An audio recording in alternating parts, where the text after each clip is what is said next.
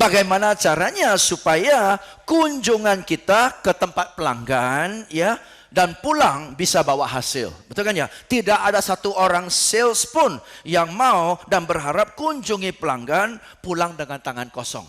Ya, semua orang mau pulang bawa hasil. Maka dari itu kita harus ya buat persiapan. Oke, maka dari itu mari ada 3 tahap ini ada di makalah Anda. Ya, tahap pertama adalah ini. Oke, dalam sales ada 3 tahap dan proses penjualan ada 3 tahap. Tahap pertama adalah nomor 1 ya sebelum kunjungan ya, dan kita semua tahu untuk banyak produk atau jasa ya yang kita tawarkan kepada pelanggan tidak mungkin bisa satu kunjungan dapat order. Betul ya? Sering yang terjadi berulang-ulang kita kunjungi baru dapat order. Oke ya. Jadi ya nanti kita harus bahas persiapan sebelum kunjungan. Ya. Nah, berarti kalau kita tahu dengan jenis usaha kita perlu 3-4 kunjungan baru dapat order, berarti persiapan untuk kunjungan pertama dan persiapan untuk kunjungan kedua, persiapan untuk kunjungan 3, keempat, dan kelima, persiapannya harus berbeda-beda, betul? Betul kan ya? Oke, nanti Anda tanya kepada diri sendiri, apakah Anda lakukan persiapan yang berbeda-beda pada setiap kunjungan kepada pelanggan yang sama? Tapi kunjungan pertama, 2, 3, 4. Apakah kunjungan yang berbeda-beda? Oke, 1. Kedua, kita pun tahu setiap orang yang kita mengunjungi sifatnya berbeda-beda, kebutuhannya berbeda-beda. Betul ya? Kondisi perusahaan berbeda-beda, daya belinya pun berbeda-beda. Oke, ranking perusahaan ada yang 3 besar, ada yang 10 besar, ada yang tengah, ada yang 5 paling kecil, betul nggak? Ya, kebutuhannya pun berbeda-beda. Nah, kalau orangnya berbeda-beda, sistemnya berbeda-beda, kebutuhan berbeda-beda, cara kerja berbeda-beda, budaya perusahaan berbeda-beda, budget berbeda-beda, sifat decision maker berbeda-beda, otomatis cara kita ngomong pasti berbeda-beda, betul? Namun yang hebatnya, banyak orang sales mengunjungi siapapun, cara penjelasannya sama. Pantesan mental sampai ke laut, betul nggak? Sama orang yang berbeda, lo ngomongnya sama. Kita punya 3 anak, 3 sifatnya beda. Mau minta bantuan, anak pertama, anak kedua, dan anak ketiga. Cara minta bantuan aja beda, betul kan ya? Kenapa? Sifatnya berbeda. Bisa terima? Tepuk pundak sebelah kanan. Katakan, nggak usah kencang-kencang, pelan-pelan aja. Pren. Pantesan kamu diusir melulu.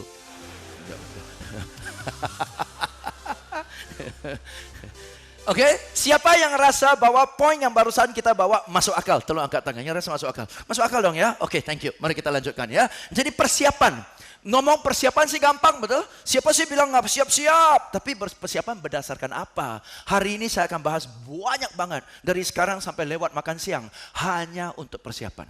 Oke? Karena kalau persiapannya mateng, bukan hasilnya bagus. Kalau persiapannya mateng, kita rasa lebih pede.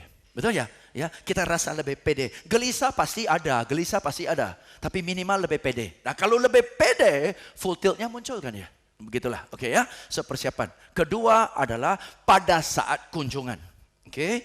Kedua adalah pada saat kunjungan. Pada saat kunjungan pun ada beberapa hal. 1, kita lakukan sesuai dengan persiapan. Dan kedua, apa yang dipersiapkan sama realita kadang-kadang beda total, betul? Dan langsung di tempat kita harus bisa modifikasi kan ya. Oke, nah itu nanti kita bahas. Oke ya. Dan tahap ketiga yang cenderung terabaikan adalah 24 jam setelah kunjungan. Apa yang Anda lakukan? Oke, setelah Anda mengunjungi orang ini yang notabene belum beli dari kita, namun kita berharap kelak satu hari dia beli dari kita, ya. Apa yang kita lakukan setelah kunjungan ini? Jadi hari ini kita akan bahas 3 hal, oke? Bayangkan 3 hal ini aja perlu seminar sehari.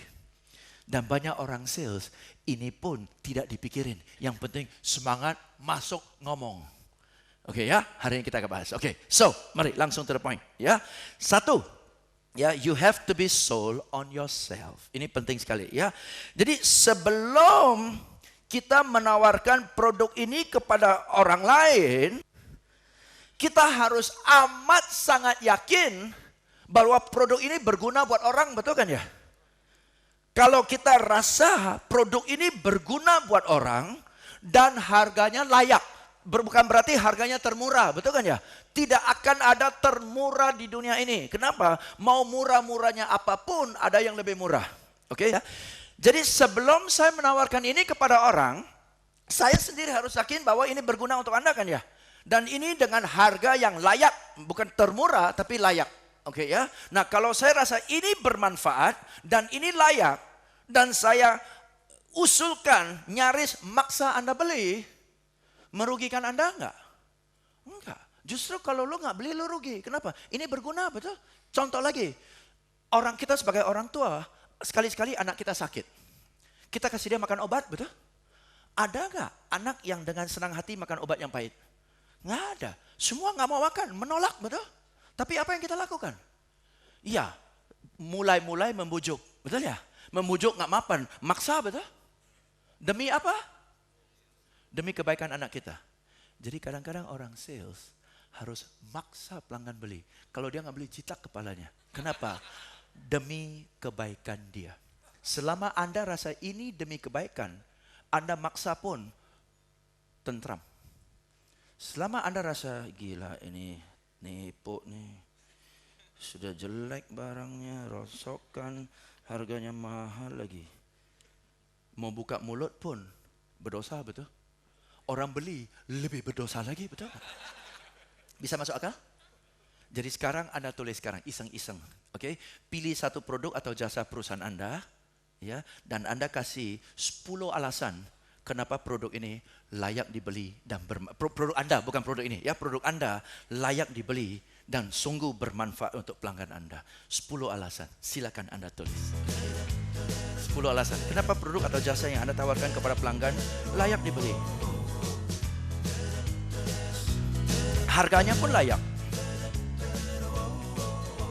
When I was just a little baby, I didn't have many toys, but my mama used to say, son, you got more than other boys. Well, you may not be good looking, and you may not be too rich, but you'll never ever be alone, 'cause you've got lucky lips, lucky